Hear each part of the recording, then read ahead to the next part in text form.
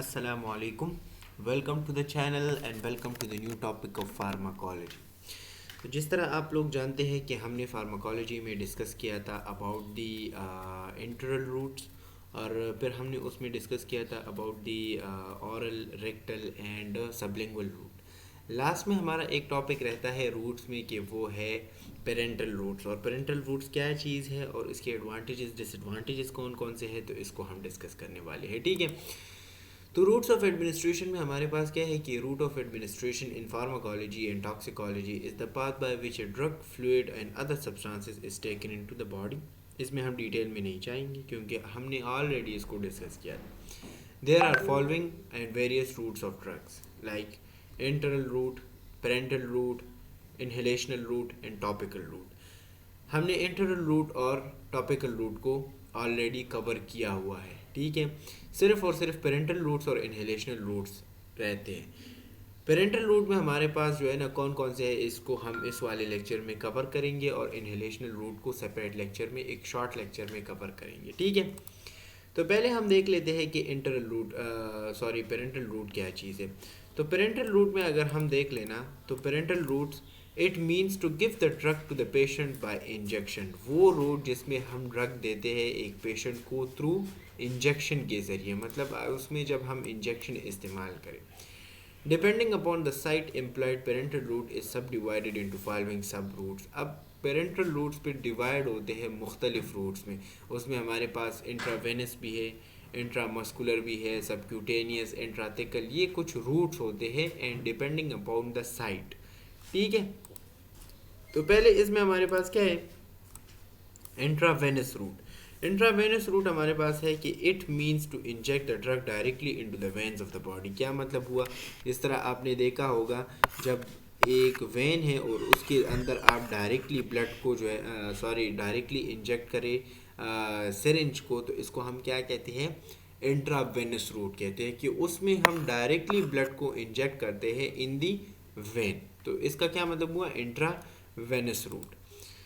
फिर उसके बाद इंट्रामस्कुलर, तो नाम से ही जाहिर है muscles. It means to inject the drug directly into the muscles of the body, मतलब जो मसल्स ऑफ द बॉडी है उसमें हम इंजेक्ट करें। The most commonly employed muscles are the lower half deltoid muscle of the arms and the gluteal muscles of the buttocks. दो commonly muscles use होते हैं, एक है हमारे पास डेल्टाइड मसल और दूसरा है हमारे पास gluteal muscles of the buttocks, क्योंकि यहाँ पे मसल्स जो है ना वो इनरिच्ड होते हैं, तो इस वजह से। Subcutaneous route. Subcutaneous route involves the administration of drug into the subcutaneous layer of the skin. जब आप ड्रग को इंजेक्शन के ज़रिए subcutaneous layer of the skin में इंजेक्ट करें, इसको हम सबक्यूटेनियस रूट कहते हैं। Intrathecal route involves the subarachnoid space. Injection में भी applied for the lumbar puncture for the spinal anaesthesia. इसको हम बाद में यहाँ आगे डिस्कस करेंगे। ठीक है, यहाँ पे अब आ जाते हैं, पहला जो हमारे पास है intradermal.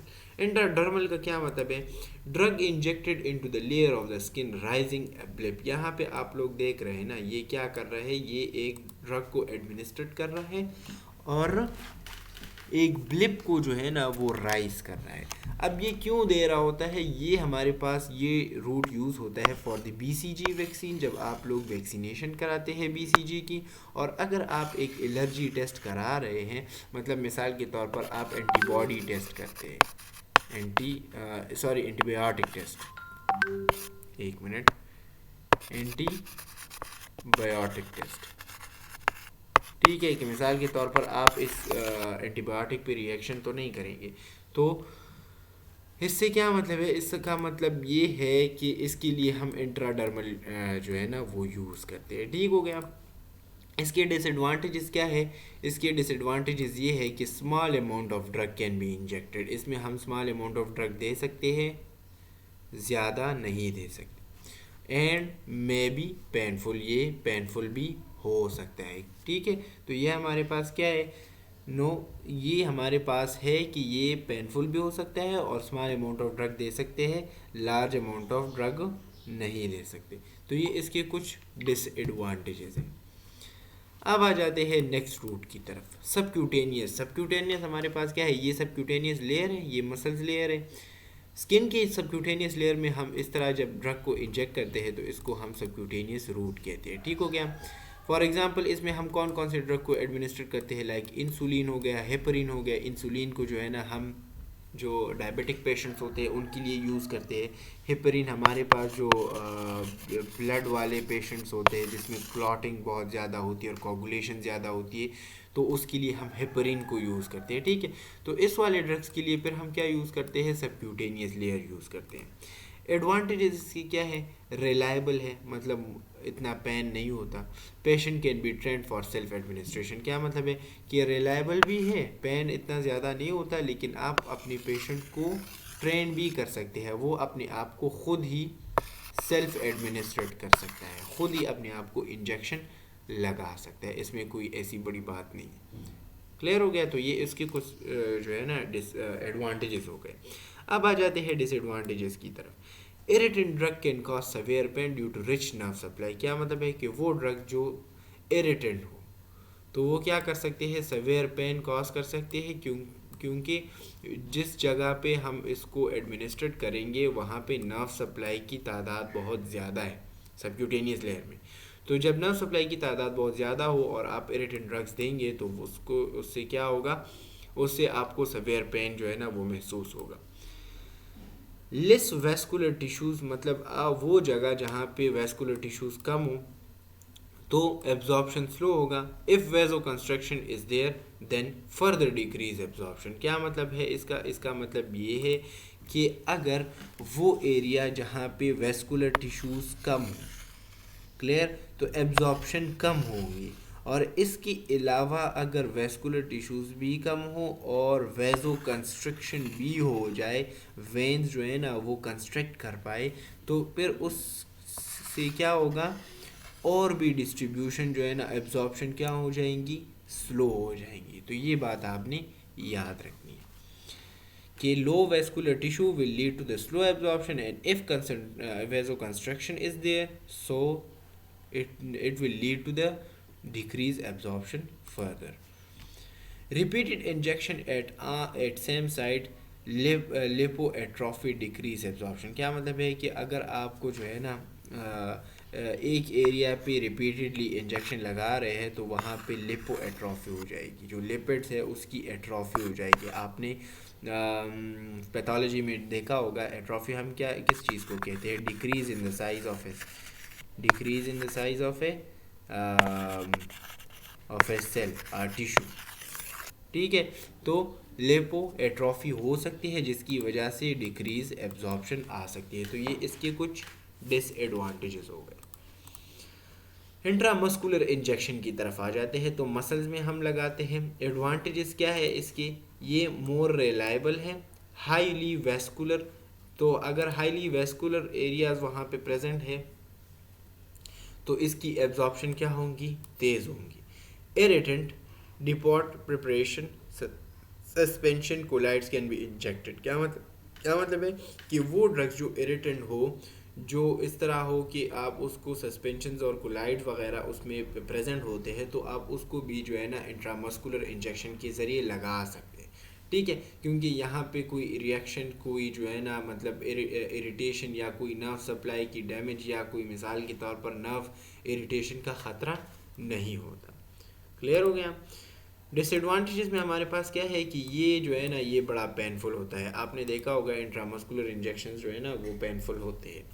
Nerve liable to injury और इरिटेशन, क्या मतलब है कि इसमें एक ख़तरा ये है कि अगर आप जो इंजेक्शन है आप गलत लगाएंगे, आप ट्रेन नहीं हैं, तो आप क्या कर सकते हैं, नर्व को डैमेज कर सकते हैं, नर्व इंजरी कॉज कर सकते हैं। लोकल इन्फेक्शन विद नेक्रोसिस, ये लोकल इन्फेक्शन विद नेक्रोसिस ये है कि आप मिसाल के तौर पर इंजेक्शन लगा रहे हैं और आप एंटीसेप्टिक के ज़रिए उस जगह को, मिसाल के तौर पर आप यहाँ पे मिसाल के तौर पर आप क्या कर रहे हैं, इंजेक्शन लगाएंगे यहाँ पे, और आप उसको एंटीसेप्टिक के ज़रिए साफ़ ना करें और आप वैसे ही इंजेक्शन लगा दें, तो यहाँ पे इन्फेक्शन कॉज हो सकता है, ठीक है। और उस इन्फेक्शन की वजह से नेक्रोसिस हो सकती है। नेक्रोसिस का क्या मतलब है, सेल डेथ, ठीक है। तो ये एंटीसेप्टिक्स लगाना और ये बड़ा इम्पोर्टेंट होता है। Some drugs have decrease absorption by IME like diazepam and phenytoin. कुछ ड्रग्स इस तरह होते हैं जो आईएम के ज़रिए उसकी एब्जॉर्प्शन जो है ना वो स्लो हो जाती है, जिसमें हमारे पास डेजिफॉर्म और फिनाइटायोन हो गई। Some drugs should be avoided like heparin. कुछ ड्रग्स इस तरह होते हैं जिसमें जो हम इंट्रामस्कुलर इंजेक्शन नहीं लगा सकते, ठीक है। तो यह हमारे पास ये बात आपने याद रखनी है। अच्छा, so some drugs can be should be avoided like heparin. अच्छा, अब आ जाते हैं इसकी कुछ जो है ना तस्वीर की तरफ। तो ये हमारे पास इंट्रा मस्कुलर इंजेक्शन है। ये हमारे पास नीडल हो गया है, इसमें हमारे पास मुख्तलिफ गेजेस होते हैं। ये मसल्स हो गए, तो मसल्स में हम इसको क्या करते हैं, इंजेक्ट करते हैं। इंट्रावेनस इंजेक्शन की तरफ आ जाते हैं।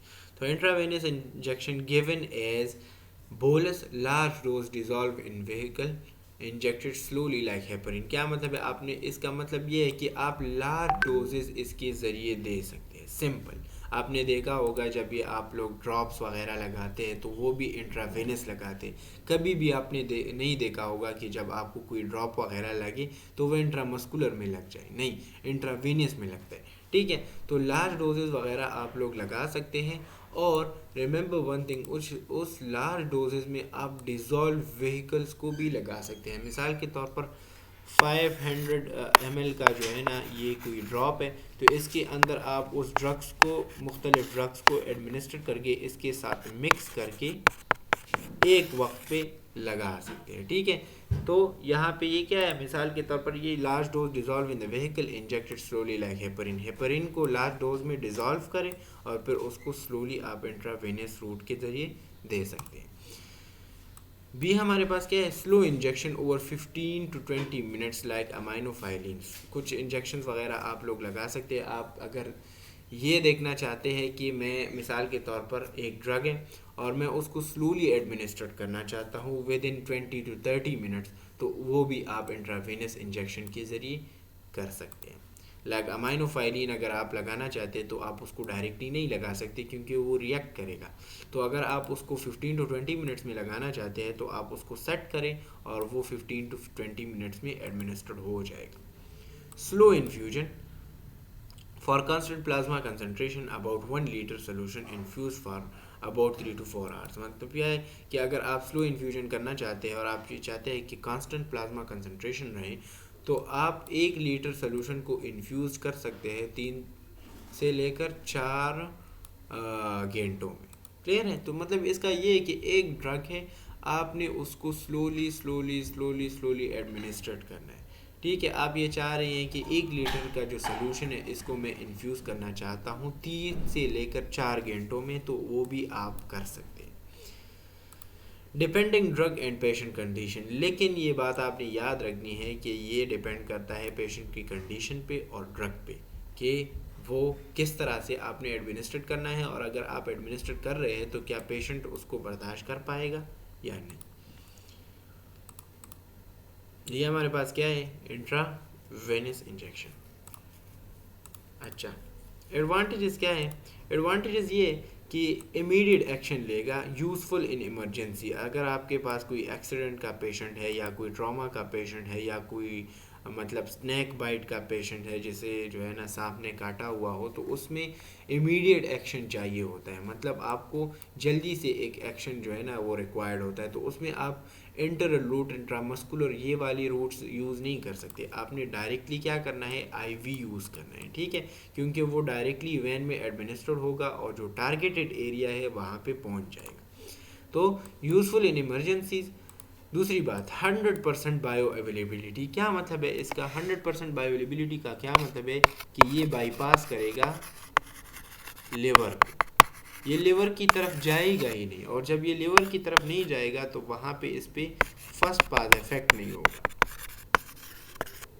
फर्स्ट पास इफेक्ट नहीं होगा। तो जब फर्स्ट पास इफेक्ट नहीं होगा तो इससे कुछ ड्रग्स जो है ना वो मेटाबॉलिज्म के ज़रिए वो जुदा नहीं होगा।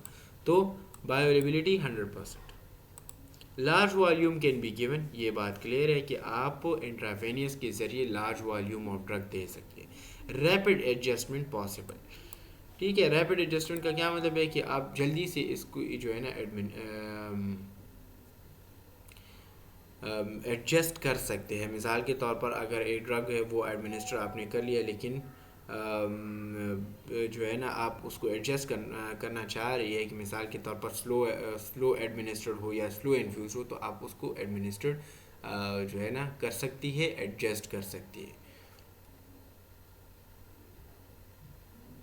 अच्छा, डिसएडवांटेजेस में हमारे पास क्या है?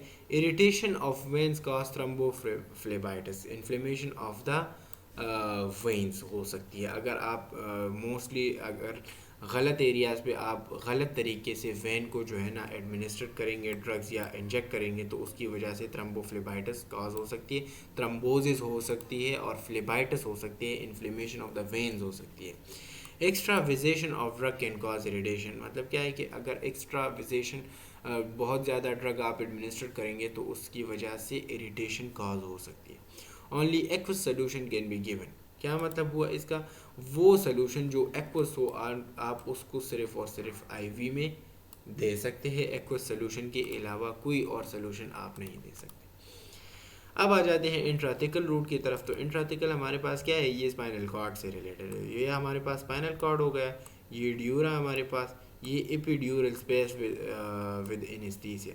यहाँ से आपने अगर मिसाल के तौर पर यहाँ पे कुछ ड्रग एडमिनिस्ट्रेट करना है तो उसके लिए हम फिर क्या यूज़ करते हैं? इसको हम इंट्राथिकल कहते हैं। ठीक है।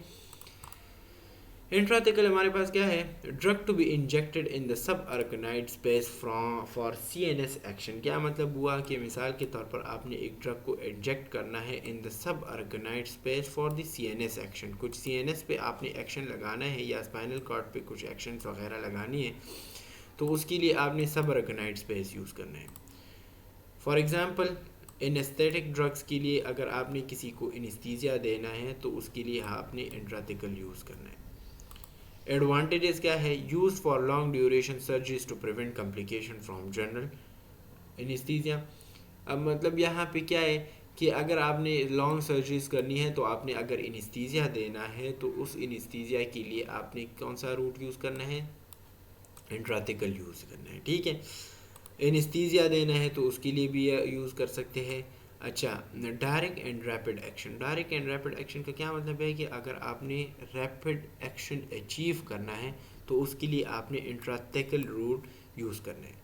And be strict aseptic condition are required. क्या मतलब है? नथिंग बाय मतलब स्ट्रिक्ट एंटीसेप्टिक कंडीशन रिक्वायर्ड होते हैं, क्योंकि अगर एंटीसेप्टिक कंडीशन एसेप्टिक कंडीशन ना हो ना, तो ये बात आपने याद रखनी है। ये जहाँ पे आप लोग इसको एडमिनिस्ट्रेट कर रहे हैं ना, तो अगर आपने वहाँ पे इन्फेक्शन लगा दी, मिसाल के तौर पर ये, ठीक है, आपने यहाँ पे एडमिनिस्ट्रेट करना है ना, तो अगर आप एसेप्टिक कंडीशन नहीं करेंगे तो यहाँ पे इन्फेक्शन होगा। ठीक है। तो अगर यहाँ पे इन्फेक्शन हो गया ना, तो फिर ब्रेन में इन्फेक्शन होगा और फिर स्पाइनल कॉर्ड में इन्फेक्शन होगा। तो ये दोनों बातें इस तरह है कि मिसाल के तौर पर ये बस अपने इख्तिताम को पहुँच गए। ठीक है। तो ये बात आपने याद रखनी है कि एसेप्टिक कंडीशन। अच्छा, तो ये हमारे पास क्या हो गया? ये कुछ इसकी जो है ना ये उन्होंने बताया है कि मतलब किस तरह से ड्रग को रूट जो है ना यूज़ कर सकते हैं। तो यहाँ पे अगर आप देख ले तो ये हमारे पास क्या है? डेल्टाइड मसल है। तो डेल्टाइड मसल में हम इसको इंट्रामस्कुलरली यूज़ कर सकते हैं। यहाँ पे हमारे पास ये ह्यूमरस बोन है, ये रेडियल नर्व हमारे पास आ गया। तो आपने देखा होगा जब भी हम ड्रग को लगाते हैं तो outer side of the deltoid muscles में हम लगाते हैं। ठीक है। ये सबक्यूटेनियस लेयर, सबक्यूटेनियस इंजेक्शन। इसके अलावा ये स्किन हमारे पास। इसके अलावा अगर हम यहाँ पे देख ले तो ये हमारे पास क्या है? ये iliac crest gluteus medius muscles है हमारे पास। तो यहाँ पे हम इसको क्या करते हैं? एडमिनिस्ट्रेट करते हैं। ठीक है। इसके अलावा हम वेस्टस लेटेरस मसल्स में भी इसको एडमिनिस्ट्रेट कर सकते हैं। अच्छा, एडवांटेजेस ऑफ पेरेंटल रूट हमारे पास क्या है कि IV route is preferred in emergency situation. The bioavailability of the drug is highly as compare to internal route as there is no first pass effect. ये already हमने discuss किया है। Large quantity of drug can be given in the form of infusion. आप इस तरह करें कि मैं यहाँ इस स्लाइड को छोड़ रहा हूँ, आप इसको ज़रा स्टडी करें तो आपको पता लग जाएगा कि what is the difference between advantages and disadvantages. ठीक है, खुद ही इसको स्टडी करें।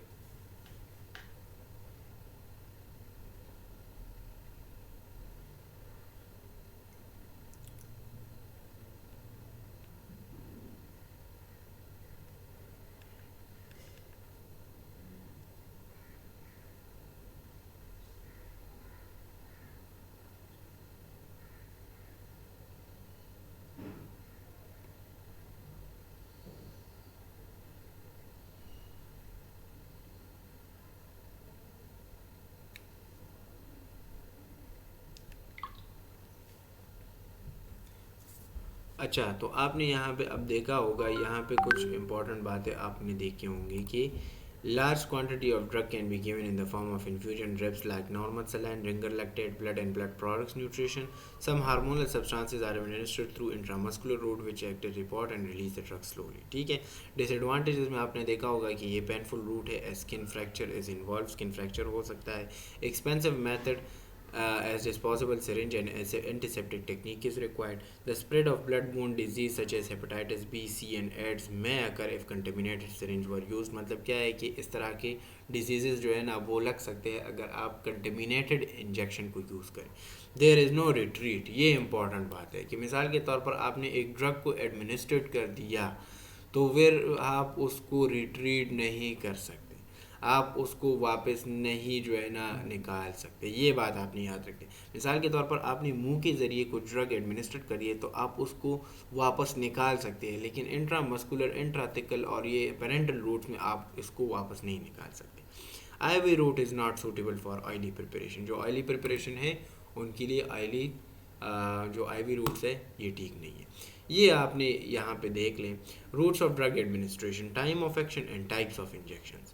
इंट्रावेनस रूट हमारे पास क्या है, 30 to 60 सेकेंड्स में अपना एक्शंस जो है ना वो परफॉर्म करता है। इंट्राओशियस रूट भी एक रूट है जो 30 से 60 सेकेंड्स में। Endotracheal inhalation 2 to 3 minutes, sublingual route 3 to 5 minutes, intramuscular route 10 to 20 minutes, rectal route 5 to 30 minutes, injection 30 to 90 minutes. अब इंजेक्शन और इंट्रावेनियस रूट को देख लें। इंजेक्शन 30 to 90 मिनट्स है और इंट्रावेनियस रूट हमारे पास 30 to 60 सेकेंड्स है, तो इसमें बड़ा फ़र्क है।